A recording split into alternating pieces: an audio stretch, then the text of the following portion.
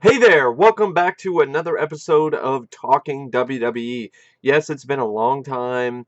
I have not given up on WWE. Well, I kind of have. I just keep getting roped back in because I'm a fan. But I really honestly think the product has really gotten really shitty lately. To the point where it's like mid 90s bad, and we need like another Attitude Era or something to improve the product because this is stale as shit and really, really uh, mediocre. It's a mediocre product right now. And sadly, this Royal Rumble didn't do anything to change my mind. In fact, this was a pretty lame, forgettable in one ear, out the other Rumble. What the hell has happened to the Royal Rumble? What has happened to WWE, period? I understand I'm not a super fan and I don't do videos about WWE all the time. And it's because, honestly, it's too depressing. It's too depressing to me to make a video about Raw and SmackDown every week or something where they seem to have the same matches over and over again and the same storylines and the same promos and the same everything, except for maybe a few instances where, oh, there's a surprise return from somebody or whatever, but for the most part it's the same shit. The brand split is failing the same way that the split failed before. Now Raw has too much talent or doesn't have enough, and SmackDown seems to it's just one of those things that's just like, why would I even bother? Adding in some Cruiserweight show on isn't really gonna help. Why the hell would I watch that? I don't even watch SmackDown or Raw, so why the hell would I watch Cruiserweight 205 Live? Um and then you have the pay-per-views, and the Royal Rumble, from what I remember, is the second most marquee and grandest. It's the biggest pay-per-view next to WrestleMania. And what you have here, it didn't even feel like it was that big. The Royal Rumble match itself was shit. It was a shit match. It was boring, and I'll talk about it more later in depth. But wow, was that disappointing. And that really that's how the Royal Rumble match has been for the past 3 years for me personally. Just shit, forgettable, boring ass matches. The only time that the Royal Rumble was memorable, I guess, is maybe when Reigns won it and everybody was pissed off, and me included. But still, it's the same shit. New era? No, it's a new era, but it's the same shit. It's a new era, but it's the same fucking bullshit. The matches before it were at best average or above average, but nothing spectacular, including the Cena Styles match, which Dave Meltzer and a bunch of other people are hyping it up, saying it's a 5-star classic and a match for the ages. I don't see that at all. In fact, I think that this is a pretty forgettable match, and I honestly thought it was the worst match that I've seen from these two. Um, but that's just my personal opinion. But anyway, let's just get to it, shall we? All right, so we have the Royal Rumble 2017. You have the pre-show matches, which I didn't see, but I'll just talk about the results here. The first match was a group of face women's wrestlers and a group of heel women's wrestlers. They faced off in a tag match. You had Becky Lynch and Nikki Bella and Naomi, who were on the face team.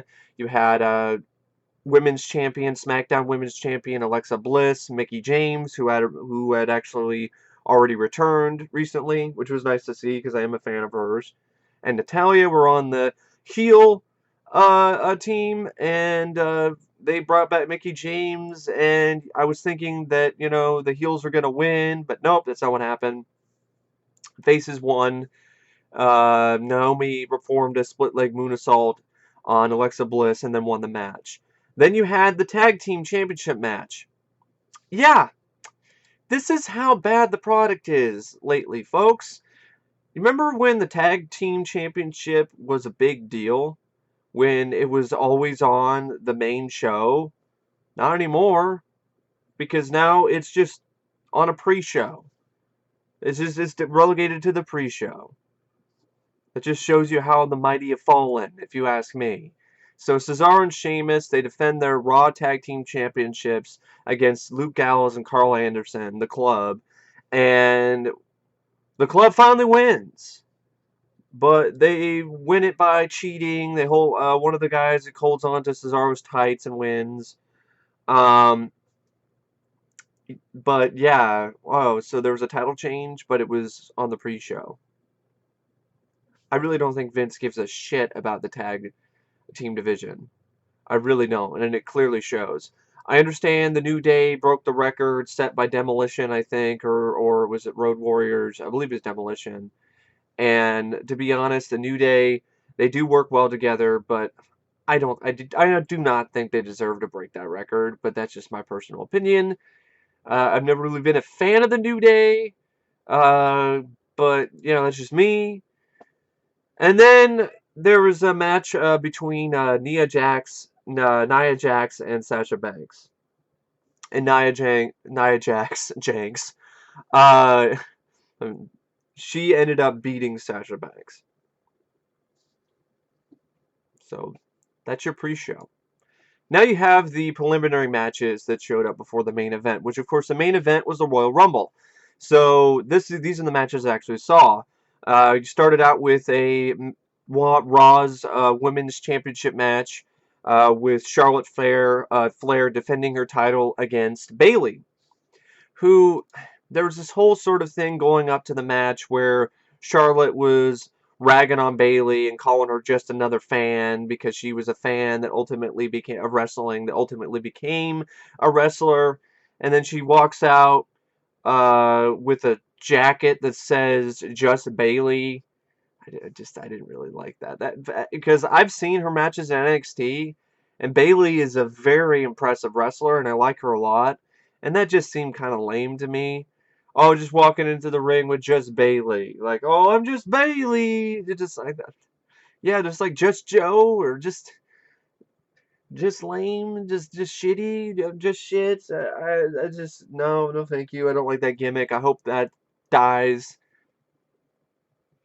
Now, the match itself, though, I didn't mind. I thought it was okay. It wasn't great. It wasn't a classic or anything, but it was a decent match. Charlotte had a really cool spot where she ended up wrapping her legs around Bayley, and she used her strength and her core strength to slam Bayley up and down on the canvas, and I thought that was pretty a fun little spot. Bayley had a cool spot where she got on the top rope and jumped off and gave Charlotte an elbow drop as a nice little homage to Macho Man Randy Savage. And Charlotte, the way that she won, where she ended up getting her natural selection on Bayley. She hit the natural selection on the ring apron. I thought that was pretty good.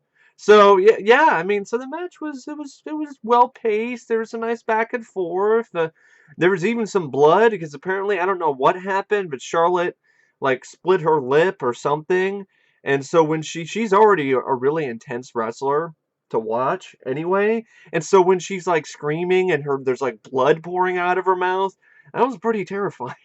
It looked like something you'd see at like a Kiss show. Gene Simmons, just spitting blood, but this time it's Charlotte Flair. So Charlotte Flair extends her pay-per-view streak and beat Bayley. And I think it's too early for Bayley to win the title anyway. They'll probably save that for WrestleMania. And yes, I will see that. Against my better judgment, I will watch WrestleMania. So anyway, that match wasn't too bad. It was a decent start. Then we had the WWE Universal Championship match with Roman Reigns pitted up against the Raw champion, the WWE Universal Champion, Kevin Owens, with Kevin Owens' best buddy, Chris Jericho, hung up above the ring in a shark cage. Now, of course, Chris Jericho got involved in the match somehow, and there were some shenanigans. But honestly, this was probably my favorite match of the night. Was this one? I thought it had some really, it had, like I said, the other match had some good spots. I thought this one had some equally good spots, if not better ones. I like the no disqualification angle. I like the whole silliness of Chris Jericho being suspended above the ring in a shark cage. And, it went at a good pace. There was some good back and forth. There was some nice stuff with chairs. I liked how Kevin Owens made this like tower of chairs, and then later in the match he gets tossed into it. Uh, Owens really sold that really well. Owens had a great moment where he did a frog splash from the apron onto a table that Reigns was on and shattered it. And I thought that was pretty awesome. That was an effectively that was a, I would say that was a holy shit moment. I thought it was pretty cool. Um, Reigns had some good moments where he had a lot of power. There's one where he picked up Owens and he did a power bomb onto the announcer table. Yeah, this is a pretty. And there was this stuff with Jericho. He got involved and dropped some brass knuckles down to Kevin Owens, and Kevin hit Reigns with a Superman punch with the brass knuckles. But because Roman Reigns is Vince McMahon's chosen one, Roman has to look super strong here, and of course he doesn't get beat by that. He kicks out a brass knuckles, a punch to the face with brass knuckles, but okay. All right. And it actually looks like Roman's going to win the match. And then one of the only surprises, well, it kind of wasn't that surprising since I was expecting some kind of run in here. I was expecting it to either be Braun or someone else because of the earlier stuff in Raw where Goldberg and Reigns did a double spear on Braun Strowman. So I was expecting something to happen. And so Braun comes in and he interferes and costs Roman the match. He throws Roman around like a rag doll, power bombs him into the table that's set up into the corner of the ring, and Owens puts his arm over him and gets the pin and retains his title. So yeah, pretty much predictable. Kind of in that aspect. I can't really say that was one of the surprises because I honestly did expect Strowman to come in, or somebody, so Kevin Owens can retain his title. I like Kevin Owens, I do, but I'd be lying if I said his title run so far has been extremely underwhelming. It really has been. Um, I hope things get better, but it's been a pretty underwhelming title reign. So pretty definitely been one of the more forgettable ones as of late. So yeah, the match though was my favorite, but at best it was above average because I like the spots, I like the stuff with the chairs, I like the power bombs onto the announcing table. I liked the sort of different things that Kevin Owens did. I like when he was mocking Roman Reigns with the Superman punch. I liked he tried to do a stunner, Stone Cold Stunner on Roman. So there were, and I like the no disqualification aspect of it. And so yeah, that was probably my favorite match of the night. Then we have the so-called five-star classic, amazing match for the ages, match of the year candidate, AJ Styles versus John Cena for the third time. And this was extremely underwhelming. Maybe I hyped it up too much because Dave Meltzer and all these other people are giving it 5 stars and saying it's such an amazing match and it's just unbelievable what these two do. And I was just like, yeah, these two put on great matches already beforehand. I don't really see how they're going to top it here. And I honestly don't think they did. I thought the last match between these two was actually better. Because this one just seemed like there was just a lot of false finishers. Tons of false finishers. Cena kicking out of the Styles Clash multiple times. I don't think Cena has once been pinned with the Styles Clash. So that really makes AJ Styles' patented finisher look weak as fuck. If you ask me, Styles' finisher, the Styles Clash, is a million times better than Cena's fireman's carry, which he likes to call the AA, the attitude adjustment. Cena has one of the shittiest finishers in the WWE. It's just a fireman's carry. He puts you on his shoulder and then... I mean, Mr. T did that shit in WrestleMania. In the first WrestleMania. And he's not a wrestler. I mean, it's just so bad. I mean, when you look at in the past, fireman's carry was not some finishing maneuver. You just pick someone up, you drop them on the ground. That's not enough for somebody to pin somebody with it.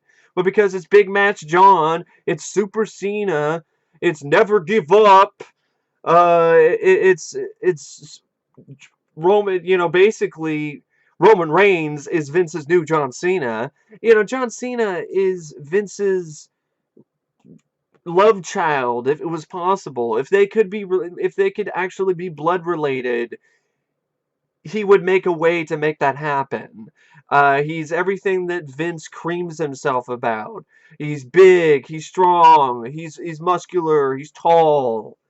And Cena, though, is such a stale-ass character. He's so fucking lame. I mean, he makes Hulk Hogan look like a badass in comparison.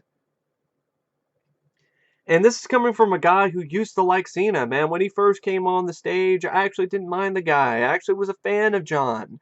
But as the years have gone by, he's never evolved as a character. He's remained the same fucking Fruity Pebbles, wannabe military hero, Make-A-Wish Foundation, Barney the Purple Dinosaur t-shirt wearing, super match, big match, super mech, unstoppable, bring out the shovel, behemoth. It's the same fucking character. He's a superhero that never changes. He's like Superman for the WWE. He's such a boring ass character. Why in God's name, out of all of the wrestlers in the WWE, is it John fucking Cena who has 16 titles, who's going to go on to break Ric Flair's record? I mean, I'm not even really necessarily the biggest fan of Ric Flair either, but I'll take Rick, Nature Boy, Flair over John Cena any day, because Ric Flair could cut a fucking mean promo. Ric Flair's promos are better than any promo that John Cena has ever done in his entire career. But John Cena, man, his matches are the fucking same. AJ carried his ass throughout this entire match. The only time that Cena really did anything that was wow, ooh, was a couple different moves that you might not have seen him do before. But other than that, it was the same typical Cena, Super Cena match. Where, oh, the opponent, the champ, or he's the challenger, so then the champ is getting the upper hand. And then Cena starts firing up. And Cena does his patented, I'm gonna shove my shoulder into you thing, where he gets up and jumps up and hits somebody with the shoulder repeatedly. He tries to do the AA, and the guy kicks out of it. The challenger Styles does his finisher. Cena kicks out of it. Then they start doing submission maneuvers, and they both start countering each other. And then it leads to Cena looking like a god, where, okay, he's not going to go down. Cena seems to always have a trick up his sleeve. He always has the right counter. Styles tries to go up for Styles used one of his finishers that he's done in New Japan that's taken out a lot of people, but it doesn't take out Cena, of course. And Cena goes in after AJ looks like he's going to get Cena. AJ goes for the phenomenal forearm, which didn't work before, but now it's going to work now. And I understand this happens in wrestling matches. It does. I mean, it happened in some of the previous matches between these two. But I like the second match. You know why? Because there was actually, I don't know, because there was more stakes here. Like, I didn't really necessarily know who was going to win that match. Because it could have been Cena or it could have been AJ. I knew there was no way in hell that AJ was going to win this match, but I wish he did. Even if he did, it just would have been an average match. But it still would have been disappointing because it's just this. They put on a decent match with one another, but not enough to 3 matches. Not enough for 3 matches worth. Because honestly, I've forgotten about this match already. I've completely forgotten about this match already. What is so memorable and so amazing about this match? Oh, John Cena looks like a god at the end, where AJ goes for the phenomenal forearm. Cena grabs him on his shoulders, hits him with an AA, then gets on the ground, does a somersault, lifts AJ up onto his shoulders again, and gives him another AA and gets the pin. Was that what is so amazing about this match? I'm just saying, what is so fucking amazing about this match? The time where they're reversing and countering their submission maneuvers, they did something similar to that in the previous match that they had. Oh, the false finishers, they did that in the previous match that they had. Nothing about this match was any better than the match they had before this, but the only difference was Cena wins and looks like some unstoppable god at the end. And he wins his 16th title. Of all the fucking people, John Cena? Yes, he's gotten better as a wrestler, but he still has the same stale shtick. He's not a Marine. He's not in the military. I know he acts like he is, but that doesn't mean he is. In fact, that's kind of insulting if you think about it, compared to people who actually are in the military, who actually are veterans. And you got this guy who's acting like he's in the military all the time and doing salutes and shit. And you're not. Just because you played a Marine in a movie which was a piece of shit doesn't mean that you're a Marine. That's not the case, John. Honestly, this is the perfect opportunity to finally give fans something different with this character. I know people say, "Oh, it's too late to do a heel turn." I don't think it's too late.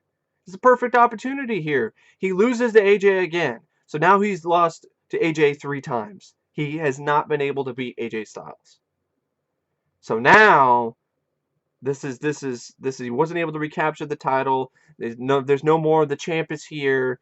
And so eventually he has to find a way to get the title back, and he has to do it by being a heel. I think that'll be much more interesting than Cena in his purple shirts where he looks like he's a walking fucking beer bottle. Have you seen what his shirt looked like when he walked in? It's like never give up, and it looked like a beer bottle label. It looked like something I'd buy in like a specialty beer store. John Cena special brew, never give up. Yeah, so that match sucked. Because it was so overhyped and it was just eh. At best, it was average. There was nothing about it that was like, oh my god, this is a match for the ages.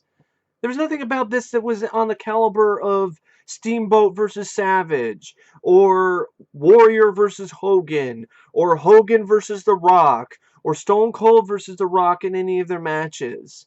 I mean, this was just, wow, another match between John Cena and AJ Styles. Wow, they worked well together. They did the best they could, but it just wasn't anything spectacular, anything special to me personally.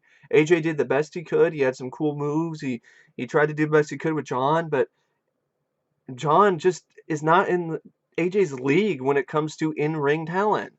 And it shows. Because John's just doing the same shit he always does. Five knuckle shuffle, which is also fucking lame as hell.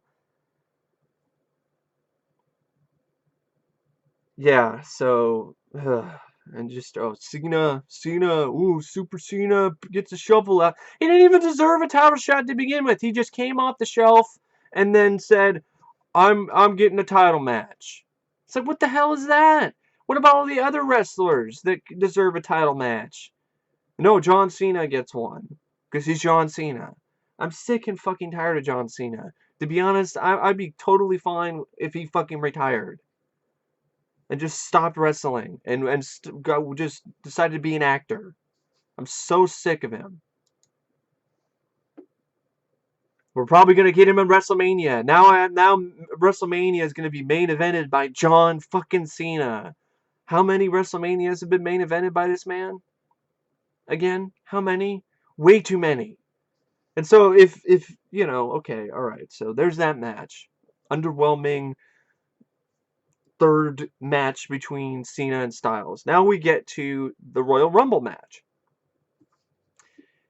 And this was just as disappointing and just as lame, if not more so. So here we have, okay, the entrance. Big Cass comes out at number 1. And he and Enzo Amore talk my ear off for way too fucking long, to the point where I press the fast forward button because I'm like, just get into the fucking ring. I really don't want to hear it, Enzo. I really don't. So Big Cass gets in. Chris Jericho comes in at number 2. Uh, then there's like I'm trying to. Are they even gonna tell me? Okay, here they are. Kalisto comes in at number 3. Mojo Rawley comes in at number 4. Jack Gallagher, who I guess was one of the cruiserweights, he comes in at number 5. And he actually had one of the moments that actually made me chuckle and I actually liked. He came up with an umbrella and started brandishing it around. Jericho does his "drink it in, man" thing, and then Gallagher hits him in the balls with umbrella and then opens the umbrella underneath, so it looks like the umbrella is popped open, uh, where his package is, and spins it around. And so there were some fun moments with Gallagher that I didn't mind. It was actually somebody new. Holy shit, somebody new that I haven't seen before. Mark Henry comes in. It's not really a surprise. It's in Texas. Sami Zayn, then Braun Strowman comes in. And nobody gets eliminated just yet until like I think it was Jack Gallagher who's the first one who's eliminated, because he gets eliminated by, actually it was, yeah, he gets eliminated by Mark Henry. Braun Strowman then comes in and then eliminates Mark Henry. Sami Zayn comes in at number 8. He actually stays a long while. He actually stays to the close to the last 4. He gets eliminated by the Undertaker. Big Show comes in. Who gives a shit? He has a stare down Braun Strowman. The commentators are trying to make it sound epic. That's another problem this has, and the problem WWE has in general. Commentary sucks. It sucks dick. It's so bad. It sucks a whole row of dicks. It's just like, and they have like way too many commentators. Like, just get like 2 really good ones who have personality. Not Michael Cole and Byron Saxton. Corey Graves is the only one that I think should stay, and maybe Mauro Ranallo. But Mauro Ranallo to me sounds like he's like using this fake announcer voice all the time that kind of gets on my nerves. Oh my God! Wow! What a spot there! That is amazing! It sounds like Marv Albert reincarnated. It's like, yes! So, but I'll take him any day over Michael Cole and Byron Saxton. So, Big Show comes in, gets eliminated by Braun Strowman. Braun Strowman looks really strong, which is understandable. He should. Ty Dillinger comes out at number 10, and his whole gimmick is 10, and I guess it's NXT thing, and everyone chants 10. And even if I watched NXT, I don't get the appeal of that. That has to be one of the dumbest and probably one of the the cheesiest and lamest chants I've ever heard.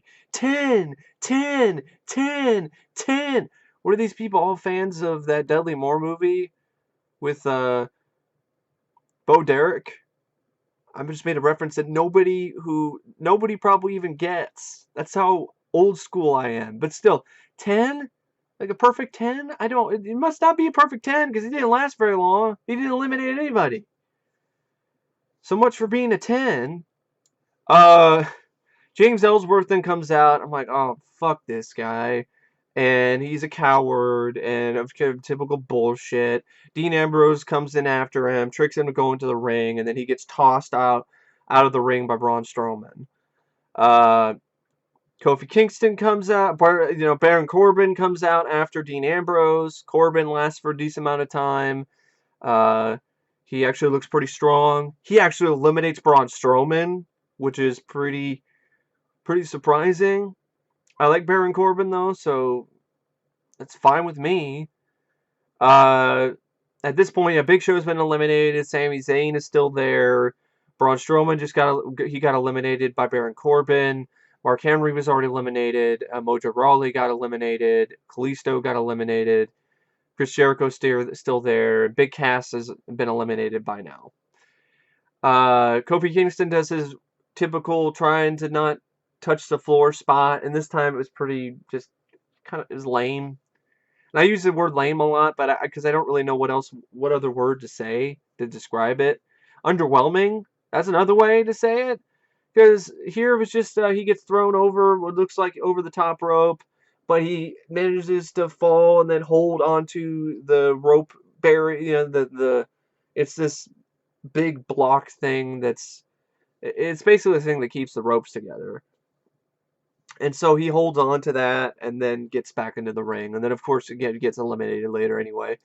Actually, all three members of the New Day get eliminated by, I believe, Sheamus and Cesaro, who were the two tag teams that ended the New Day's run.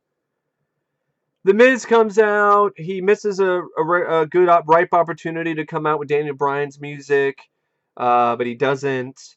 And he instead makes fun of Daniel Bryan by doing this, and then does the kicks in the corner like Daniel Bryan used to do. He lasts way too long for me. I don't understand this Miz revival. The Miz still sucks. I still don't like the Miz. Yeah, he's a good heel. Doesn't mean he's a good wrestler or a memorable wrestler in any way, shape, or form. Yeah, he's a worker. Yeah, he's a veteran. So what? His gimmick. Oh yeah, he's hateable. Yeah, but he's the type of heel I don't love to hate. I just hate. Period. Just get off my screen. I cannot stand the Miz. I've never liked the Miz, and I never will. I've never seen a single match from him or anything from the Miz that is memorable or is anything that I would go like, wow, yeah, that's amazing. That's a Hall of Famer right there, the Miz. Uh, Sheamus that comes out. Big E comes out later. Rusev comes out.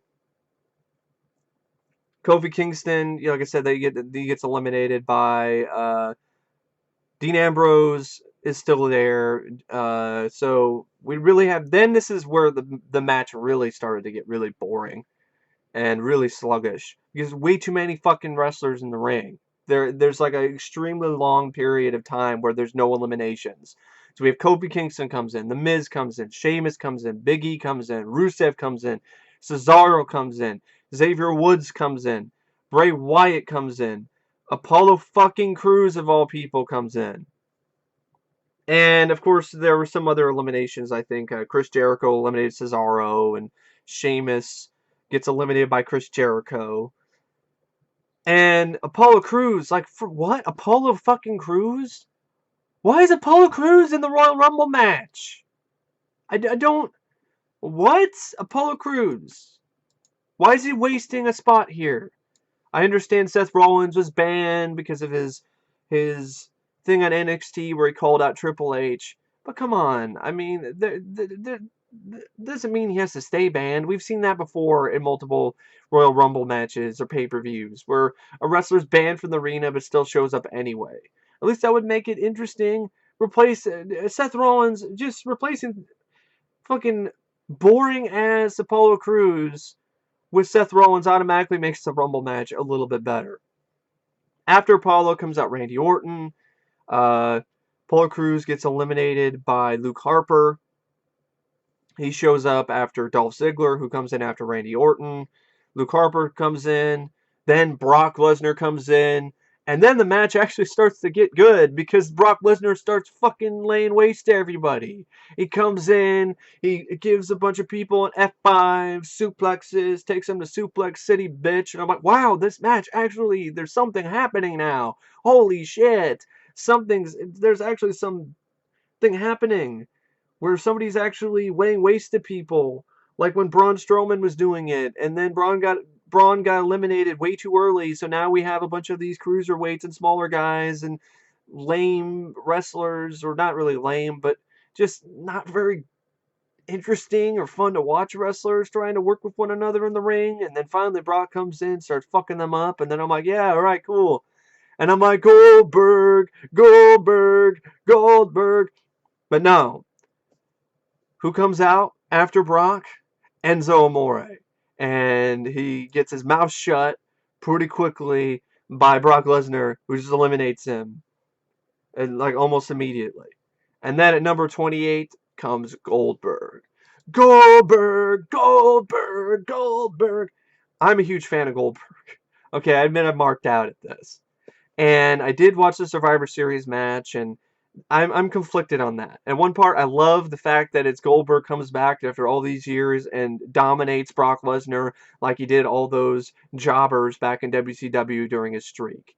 At the same time, though, it does make Brock look bad. It makes The Undertaker look kind of bad. It's not a good look for Brock Lesnar, this beast. And it also kind of it unravels all the stuff they were building up with Brock Lesnar to begin with. And I do feel bad for people who paid money to see it, because that's disappointing. That's the main event, and it's like a minute and 20-something minutes, and Brock Lesnar gets speared twice and then gets a jackhammer, and Goldberg wins. I can see why people were upset. Now I think those people are going to be doubly upset because the unexpected happens again. And this was actually unexpected to me. I was not expecting this at all. And this actually does kind of make me like that Survivor Series match a little bit more, is because Goldberg comes in and he he surprises Brock again. He spears him, and then he just fucking throws his ass out the ring. And Brock's sitting there on the apron, just like, what? Fucking Goldberg? What? So I was like, old man, what? How the hell? I'm the beast. Like, nope. And Goldberg's like, who's next? Uh, so I don't. I think he might have said like something like one more time or something. But yeah, I'm a big Goldberg fan, so it was like, holy shit, Goldberg actually did it again. Okay, that's probably the most memorable thing about this entire pay-per-view for me, is Goldberg making Brock Lesnar his bitch again. I was not expecting that to happen the second time around. I was expecting them to like eliminate each other, or Brock was going to eliminate Goldberg, and because they were going to make it to the final four, and he was going to cost Goldberg his chance at headlining WrestleMania. That's what and winning the Rumble. But no, Goldberg just fucking dominates Brock Lesnar. And then after Goldberg comes in, the Undertaker comes in at number 29. And Goldberg and The Undertaker then take turns eliminating people. And The Undertaker showed up in a cool way because his music plays, and then The Undertaker's already in the ring, and Goldberg's he's right behind Goldberg, and Goldberg turns around, and Undertaker and the Goldberg stare each other down, and Undertaker and Goldberg, not the Goldberg.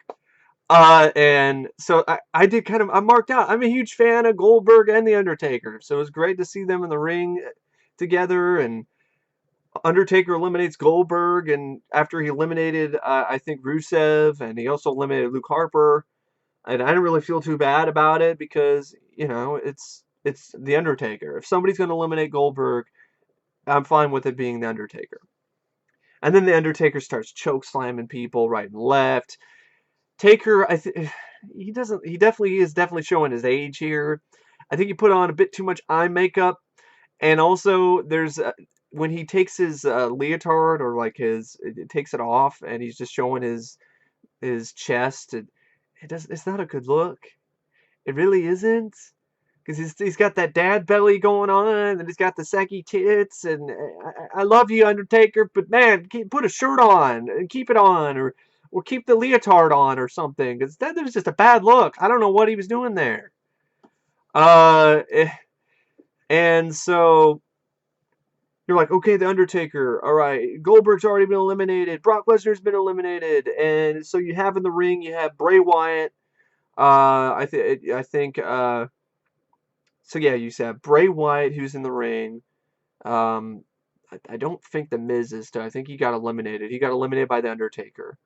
So The Undertaker's there. Chris Jericho hasn't been eliminated yet, I don't believe. And Sami Zayn already got eliminated by The Undertaker at this point in time. So yeah, it's Chris Jericho, Bray Wyatt, Randy Orton, and The Undertaker at this point, I believe. And then at number 30,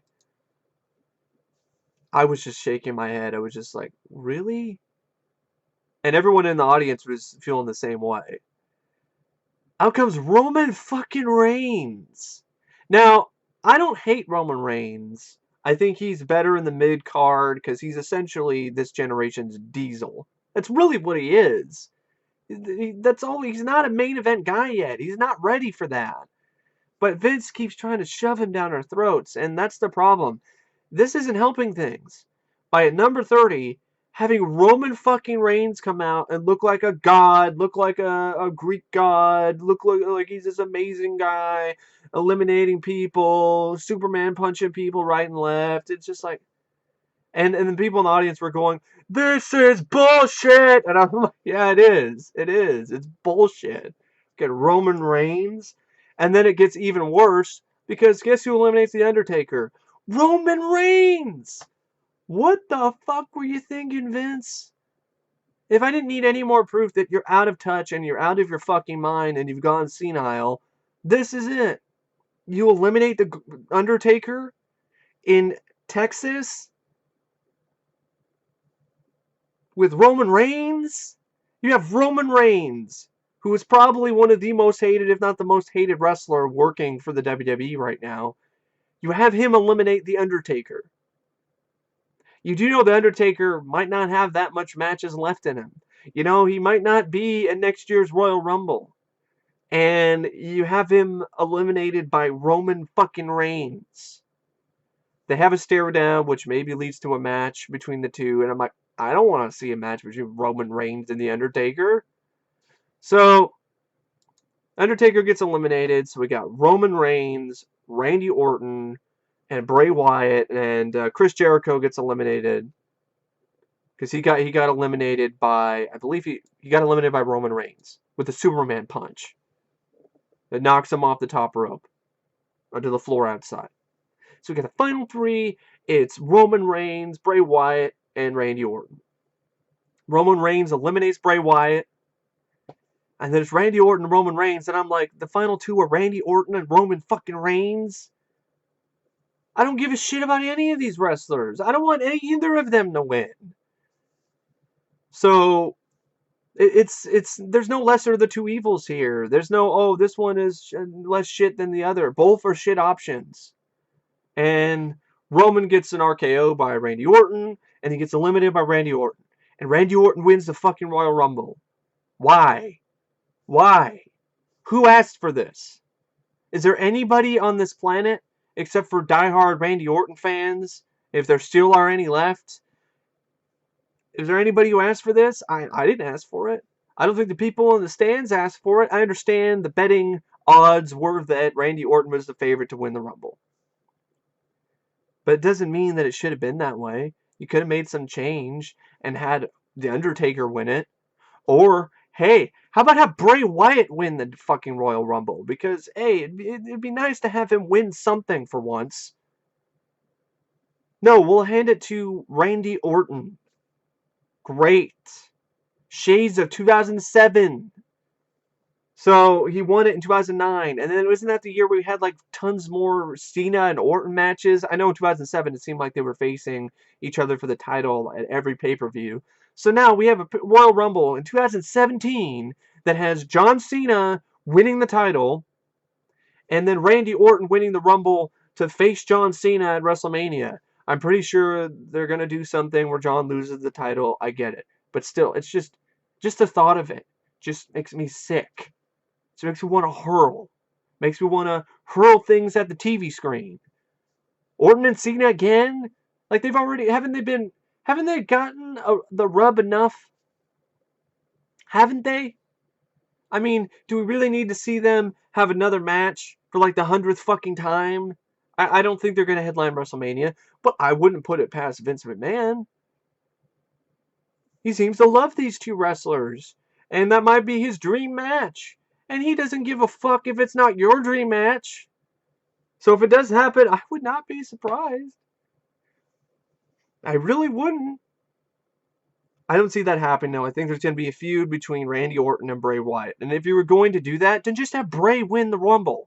And then have some way where Randy wins a match and becomes the #1 contender for WrestleMania. And then you have a match between Randy and Bray Wyatt. Bray Wyatt is the new Universal Champion. and then it's Bray Wyatt versus Randy Orton. If you're going to do that.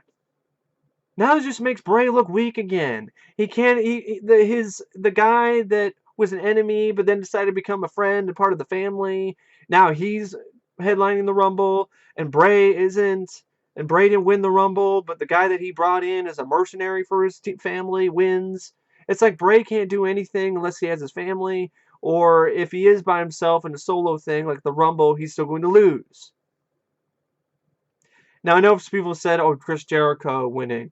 You know, I would have been okay with that, too, because that's better than Randy fucking Orton winning the Rumble. Because Chris, I don't think he's ever won the Rumble.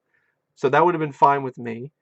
And I'm a huge Goldberg fan, so I would have marked out if he won. And I know people would be like, that's bad. And I know it is. But Brock, you know, I mean, not Brock. I mean, Goldberg has a pretty limited amount of time left to wrestle in the WWE. So, you know, hey, I mean, there's worse things that can happen. I mean, if Goldberg's better than fucking Randy Orton winning in the Rumble, that's for sure. So, yeah.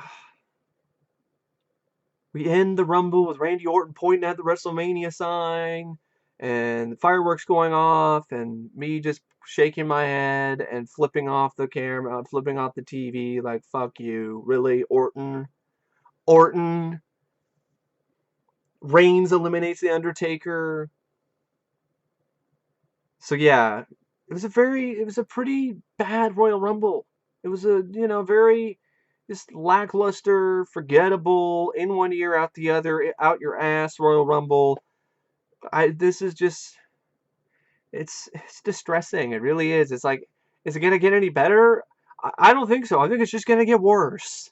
I think it's just gonna get progressively worse and worse and worse because Vince has no competition anymore, and so there's nothing to really make him up his game. You say what you want about WCW, but the NWO angle is the reason why WWE is probably around today. Is because that forced Vince to make some changes and do something drastic and actually do something to, you know, actually get off his lazy ass and actually try to get audiences involved and stay involved. But now it's just the same shit, different year, and it hasn't changed over the past 2 or 3 years, if not even longer than that. I am so up to here with this PG era. Can we please do something else? I'm fine with the TV-14, PG-13 era. I'm not asking for TVMA. I'm not asking for bra and panties matches to come back. I'm not asking for The Godfather and his hoes. I'm asking for, you know, matches where there's brutality, there's impact, there's something more to it. That's what I'm asking. Let's bring the edge back to wrestling. Let's bring the badass back to World Wrestling. You know, bring it back to WWE. Because what we have here is fucking John Cena looking like a superhero, looking like he's a walking fucking juice box, winning titles right and left. And it's, you got a main event scene with these wrestlers who just don't really cut it as headliners. I know people say, oh, I really would have liked to have had Finn Balor come back. And even if he did, I wouldn't really give a shit because I'm not impressed with Finn Balor. He's got some good athletic talents. I don't like his gimmick. And his finisher sucks. The coup de grace. Like, or what? It's one of the weakest things I've ever seen. This is like a 150, 160, 175 pound guy. Jumps on off the top rope. Gently places his feet on your chest. 1, 2, 3. You know, that's just me personally. That's a whole nother story. And then you have the Raw after this, and Samoa Joe finally shows up. Like, why didn't Samoa Joe show up at the Royal Rumble? You have to save him for Raw, and then supposedly he shows up. I'm not supposedly. He does show up, and he beats up on Seth Rollins because Triple H asked him to. And then, like, I guess maybe Seth got hurt again. Like, he hurt his knee again. So he might not even be at WrestleMania to have this match against Triple H that they've been building up for all this time. We'll see what happens. I hope Seth gets better. Because Seth, honestly, since he's came back, has really gotten on my good graces. He's one of the better wrestlers that are on the roster, on either roster right now. And so, yeah, so we just got more of the fucking same shit right now. Orton is headlining WrestleMania. Cena is going to be involved again, or maybe he won't. I don't know. I know Cena is going to be wrestling at WrestleMania. That's a given. Whether he's going to be the champ going in WrestleMania, I don't know.